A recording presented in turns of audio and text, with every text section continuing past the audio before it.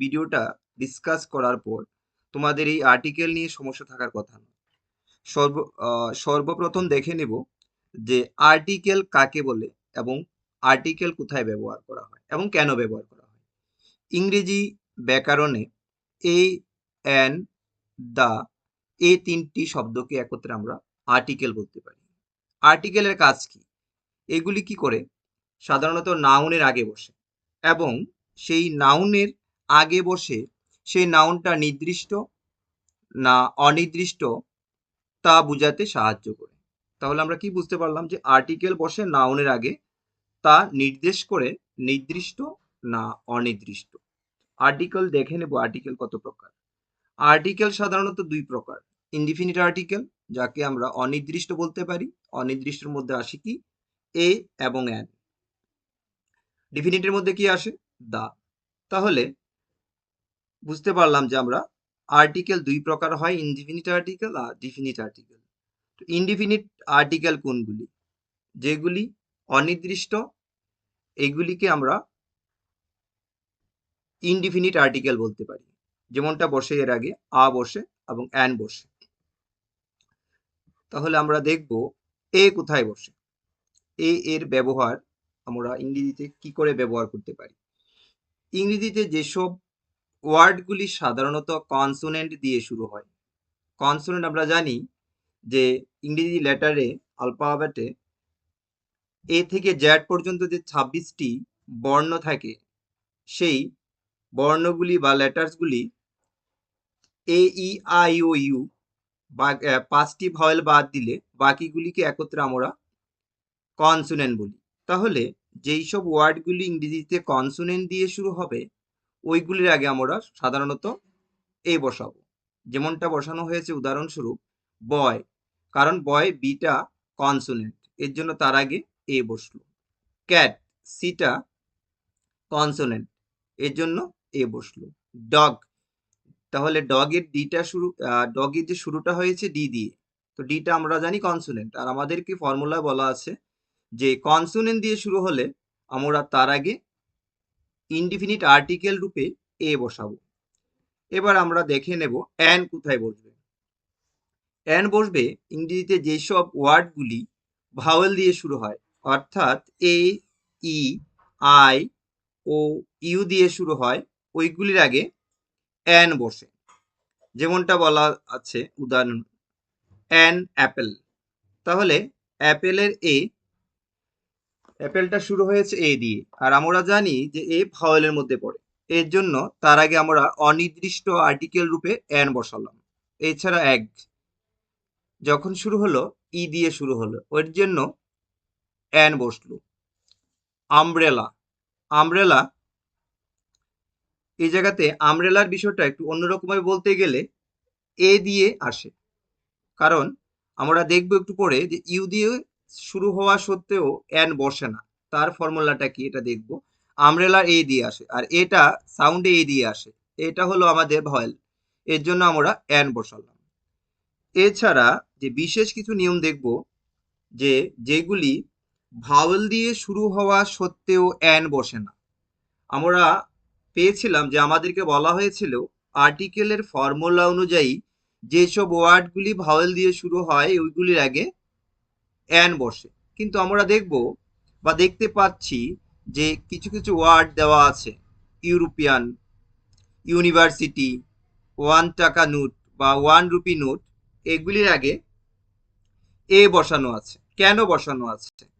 যে জায়গায় আমাদের বলা হয়েছিল যে ভাওয়েল দিয়ে শুরু হলে তার আগে অ্যান বসবে, কিন্তু এ বসলো কেননা আর্টিকেলের ফর্মুলা অনুযায়ী যদি ইউ দিয়ে শুরু হওয়া কোনো ওয়ার্ড ইউর মতো সাউন্ড বা শব্দ সৃষ্টি করে, ইউর মতো সাউন্ড বা শব্দ সৃষ্টি করে, যেমনটা ইউনিভার্সিটি, ইউনিভার্সিটি ইউ দিয়ে শুরু হয়েছিল, কিন্তু তার সাউন্ড, ইউর সাউন্ডটা ইউর মতো হলো, এর জন্য তার আগে আমরা এ বসালাম। কারণ ইউর সাউন্ড যদি ইউর মতো হয় আর্টিকেলে কোনো ওয়ার্ডের মধ্যে, তাহলে ইউটাকে ভাওয়েল ধরা হয় না, ইউ সাউন্ডটাকে ভাওয়েল ধরা হয় না। কার ফর্মুলা অনুযায়ী? আর্টিকেল ফর্মুলা অনুযায়ী। এছাড়া ইউরোপিয়ান, ইউ, তাহলে ইউর সাউন্ডটা ইউর মতো আসলো। এর জন্য এই ক্ষেত্রে আমরা ভাওয়েল হিসেবে না ধরে তাকে কনসোনেন্ট হিসেবে ধরলাম এবং তার আগে আমরা এ বসালাম। ঠিক তেমনি ওয়ানটা তো আর ইউ না। এই ক্ষেত্রে কি, যদি ও দিয়ে কোনো ওয়ার্ড শুরু হয়, তার ওর সাউন্ড যদি ওয়া হয়, ওয়ান, ওয়া, ওয়া, ওয়ান, ওয়া, এর সাউন্ড যদি ওয়ার মতো হয়, তাহলে ওই ক্ষেত্রেও আমরা আর্টিকেল হিসাবে আমরা অ্যান বসাবো না, আমরা এ বসাবো। তাহলে বুঝতে পারলাম যে আসলে যেসব ওয়ার্ডগুলি ভাওয়েল দিয়ে শুরু হওয়া সত্ত্বেও অ্যান বসে না, কেননা যে আর্টিকেলের ফর্মুলা অনুযায়ী বলা হয়েছে আমাদের ইউর সাউন্ড যদি ইউর মতো হয়, ওই ক্ষেত্রেও আমরা এ বসাবো।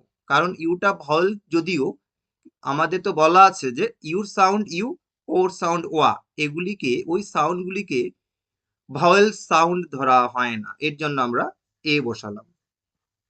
এছাড়া কি আছে, যে এইচ, শব্দের শুরুতে, কোনো ওয়ার্ডের শুরুতে যদি এইচ থাকে এবং এইচটা যদি অনুচ্চারিত বা সাইলেন্ট থাকে, যদি এইচটা সাইলেন্ট থাকে বা উচ্চারিত হয় না, তখন ওইগুলির আগে আমরা এন বসাবো। এক্সাম্পল কি দেওয়া আছে, অ্যান আওয়ার, আমরা এইচটার উচ্চারণ করি না, আমরা ও থেকে শুরু করলাম, আওয়ার, এইচটা এই জায়গাতে silent, H is remain, H remains silent, এইচটা এই জায়গাতে সাইলেন্ট রইল।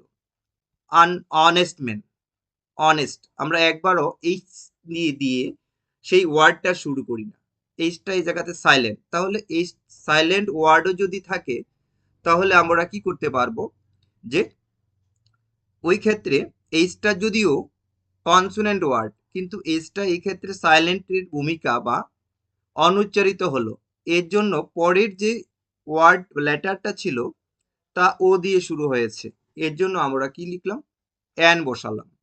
আমাদের বলা হয়েছিল যে জায়গায় যে কনসোনেন্টের আগে এ বসবে।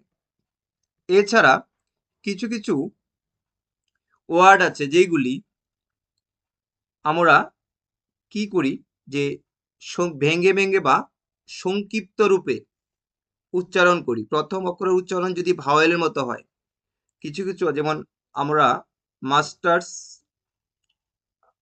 MA, master of arts, MBBS, এই যে বড় ওয়ার্ডগুলিকে ছোট আকারে প্রকাশ করি, অর্থাৎ ইউনিট আকারে প্রকাশ করি, তখন যদি এইগুলির সাউন্ড